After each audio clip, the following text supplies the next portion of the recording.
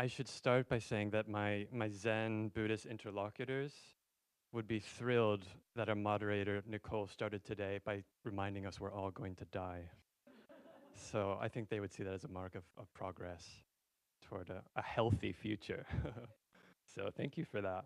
Um, so one of the main themes of the latest boom in artificial intelligence has obviously been text-based large language models, tools of AI that draw on large linguistic data sets and deep learning to generate text.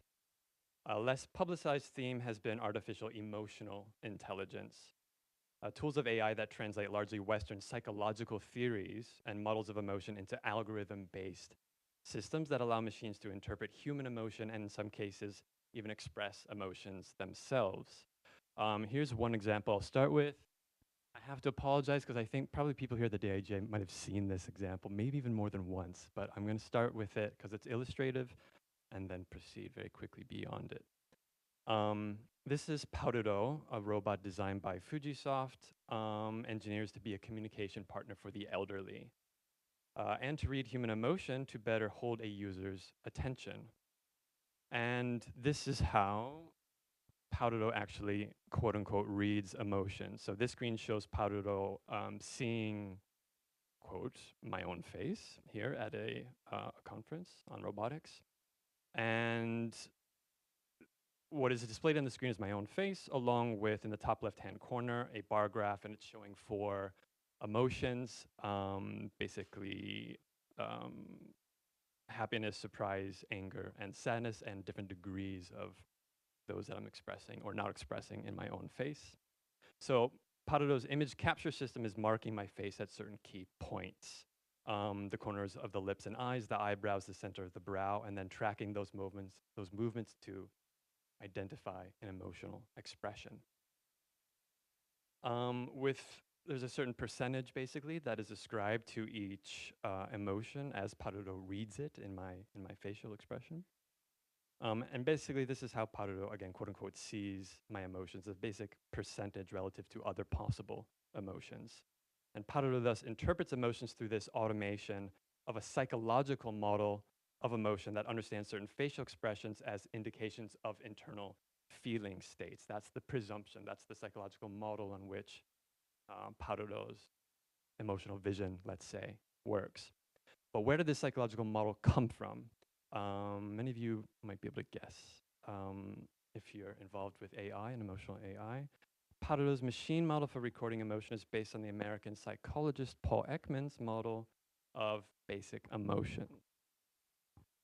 Ekman developed a model of 6 basic emotions that he considered universally identifiable in facial expressions across cultures, uniformly across cultures, to the consternation of anthropologists like myself, who feel emotions are quite more diverse than these 6.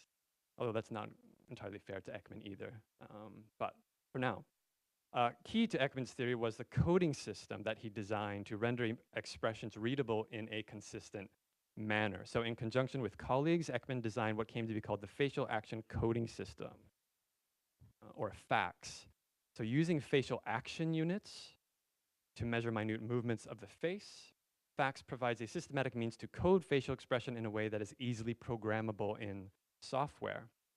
So accordingly, it is this FACS coding system, and then in turn, Ekman's psychological model of the emotions more generally, that has become the fundamental basis for integrating many emerging machine systems and robots around the world, including Paruro, with a preliminary, very rudimentary, it should be said, form of artificial emotional intelligence. So although Ekman worked primarily in American universities, his model has inspired the AI architectures of many humanoid and companion robots in Japan. So robots like the childlike robot Affetto by Ishihara Hisashi. Also from your left to right, GrooveX's robot Lava or Raboto, SoftBank's companion robot Pepper. Important to note, Pepper is discontinued now. And even Sony's pet robot Aibo. On the right there, and the 2 different versions that have emerged. So all of these robots incorporate a model of Ekman's psychological theory, again, which understands emotions as basically these things. A product of human biological evolution, universal from one cultural context to another, embedded in individual human nervous systems, displayed in reliable affective signs like facial expressions or sometimes maybe heart rate variability measured in a wearable device on your wrist, um, which importantly correspond to certain qualitative emotions that's one is experiencing in the body. And then 5, that these are readable by machine systems, and you can see how that works with Ekman's coding system. So this is the mainstream understanding of emotional AI as it is developing in research labs across the world. I'm giving a very rudimentary introduction. However, in emerging collaborations between Buddhists and technologists in Japan, which is what I've been researching the past couple years, some people are imagining the future of emotion through more diverse and hybrid models of emotions, drawing largely on Zen Buddhist traditions. And I'm going to give you just kind of race through 3 examples of that. Starting with a mindfulness app designed by Ito Torio, who is the junior priest at Yosokuin in Kyoto, Japan. So one important part of the temple's strategic public outreach is its meditation app called InTrip. It's designed by Ito and his team of developers. Ito writes most of the Zen content for the app, and he voices its audio programs. As Ito explains, his first aim with the app was simply to spread Zen culture, to make it more readily available to those that might benefit from it. The app offers a daily lesson for engaging with negative emotions. It sends alerts that include a short positive aphorism for the day. Wake up, be happy, hello. And includes longer study programs, such as a series of talks and texts for how to deal with unpleasant emotions. So the content is all in Japanese, and this is helpful because it allows for some insight into some of the culture-based perspectives into what counts as quote-unquote negative moods in Japan. For instance, one emotion included in InTrip's module on 8 negative emotions, so basically a module for developing emotional intelligence, is called moya moya. So Ito described it as a feeling of being split between 2 different directions, a sense of being unclear about what one should do. Hazy, blurry, confused. This is a mimetic word in Japan, so it's basically kind of gives a sense of, the sound gives a sense of what it is. Hazy, blurry, confused, a kind of gray, indiscriminate cloud causing some interior turmoil. That's moya moya. You can kind of get a sense of it.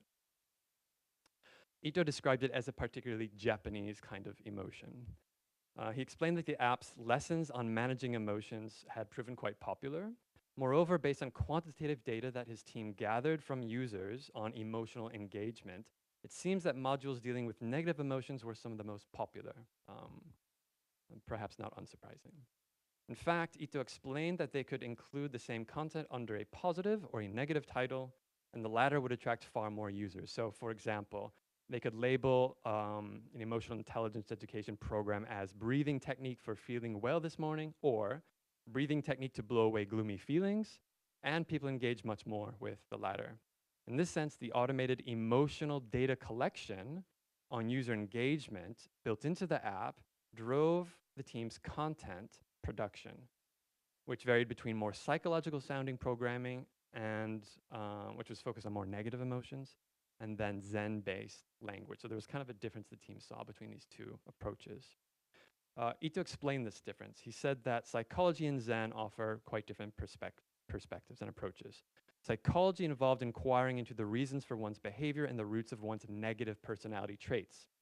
The point of psychological approaches to negative feelings is to make a healthy or vibrant iki-iki ego, or to find one's quote-unquote true self, jibun bashi. But Zen is trying to destroy the ego, or the jiga in Japanese, because it simply gets in the way of the truth of our nature. It is the source of our ignorance and thus of our suffering. Ito explained it like this. He said, we can compare a Japanese plum to a tomato. For a plum, and he's describing the ego here, you have a hard single center, but for a tomato, there are lots of little seeds. They are soft and small, so you can eat it. The self is better to understand in this way, as something split into lots of different things that change. Sometimes you are interested in sports, sometimes in art. If you look at things like this, it's easier and it's a healthier way to understand the ego. Ito's proposition that balance the extreme ends of ego, a kind of middle way, so to speak, provides a tangible analogy, not just of the ego, but of the INTRIPS team's efforts to balance the language of psychology and Buddhism. So for example, rather than use psychological models such as personality theory to help his team make sense of their data, Ito explained that it was the AI-generated user data itself, and one could question how much of that is actually AI. But the team believes it's AI, and that is an important part of these narratives of what AI is. AI is functioning here much more as narrative than it is technology, although it varies from technology to technology. They defended this AI-generated user data as something quite important for them and as something that helped them sort of design their programming. So he said, one useful distinction in their data was a difference between people who, quote, are either pretty good at managing their emotions or people who need help managing their negative emotions. So his finding illustrates kind of, to the degree that he's relying on this data to direct their programming, it illustrates the interdependence of contemplative on one hand and then technological tools for emotional management on the other hand. So as more and more people seek to better understand their emotions by using technologies of emotional intelligence like INTRIP, Ito and his team were using INTRIP's data to better understand his customers' emotional needs.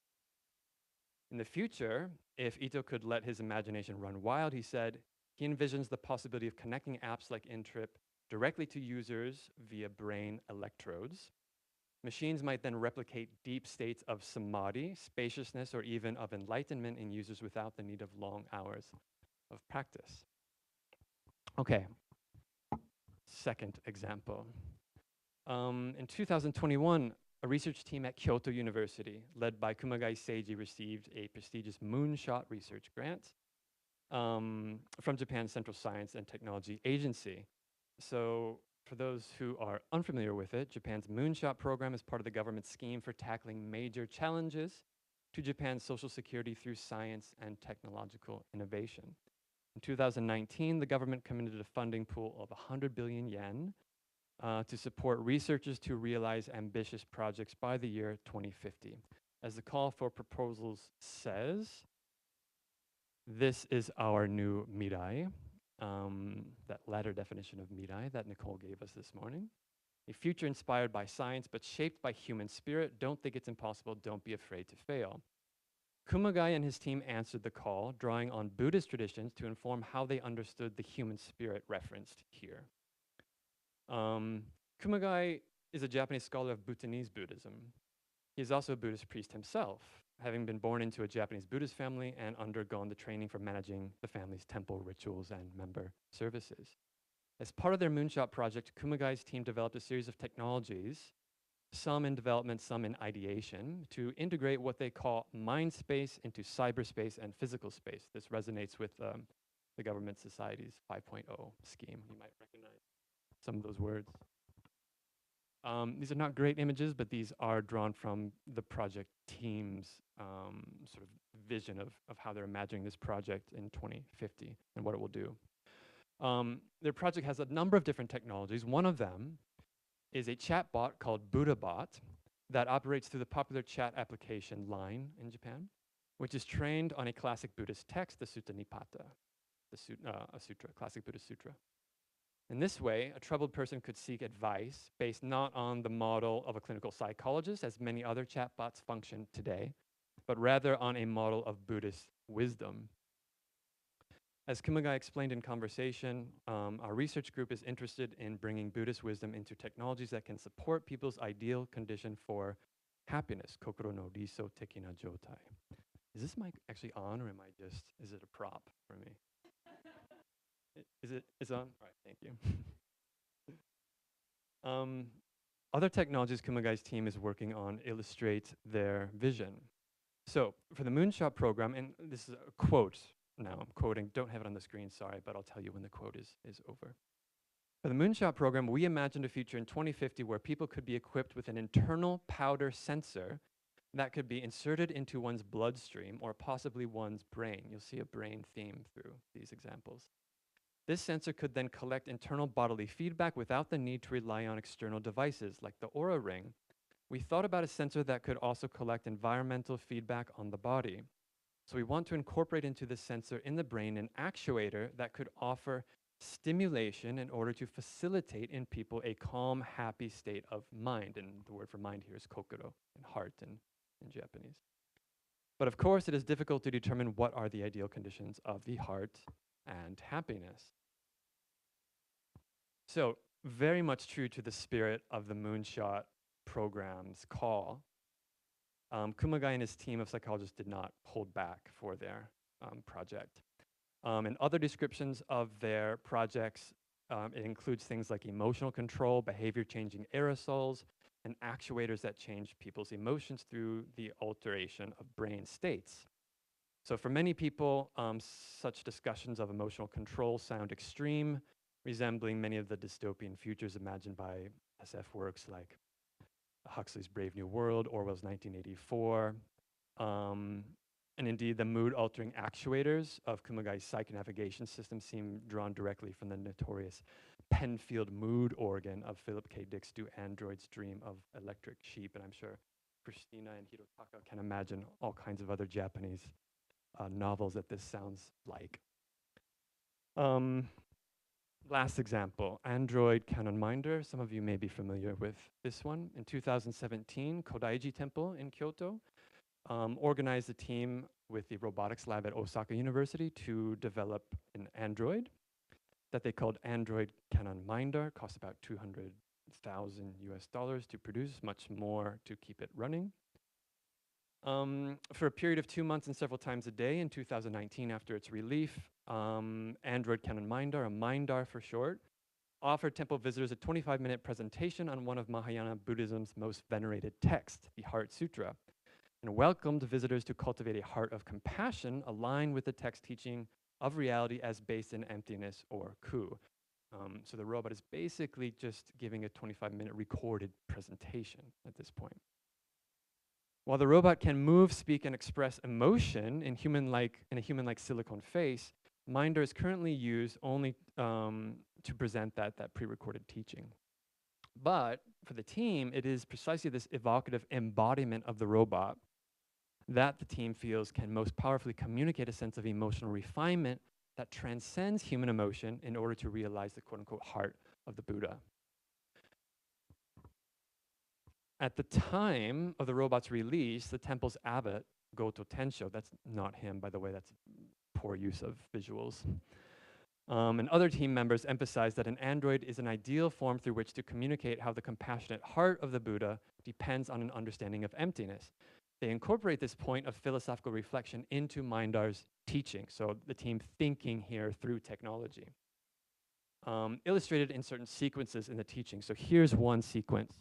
This is the robot speaking to a virtual and in-person audience here. And the android says, by the way, as an android, I never seek a constant element that does not change in this fleeting world. In addition, I am not burdened with selfish concepts like I, me, mine. I relate to everyone without discrimination. As an android, one might say I can easily fulfill the Buddha's teaching of emptiness in the present age. What do you think? End quote.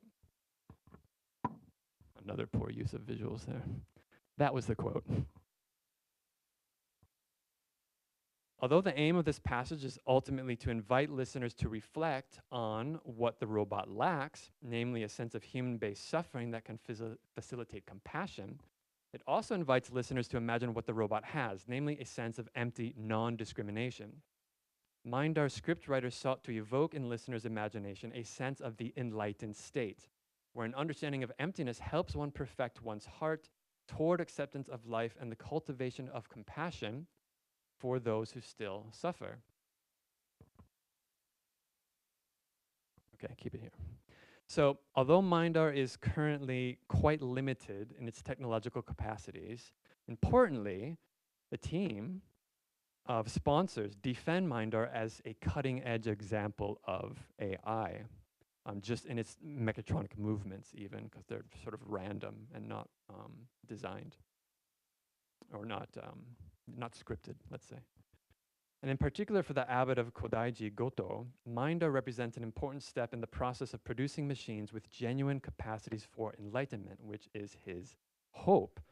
In fact, Goto's original idea for minder was to build a fully enlightened robot to, in essence, replicate the enlightenment of the Buddha and teach from that enlightened perspective. He was dead serious about this. To be fair, he didn't have a technological background either.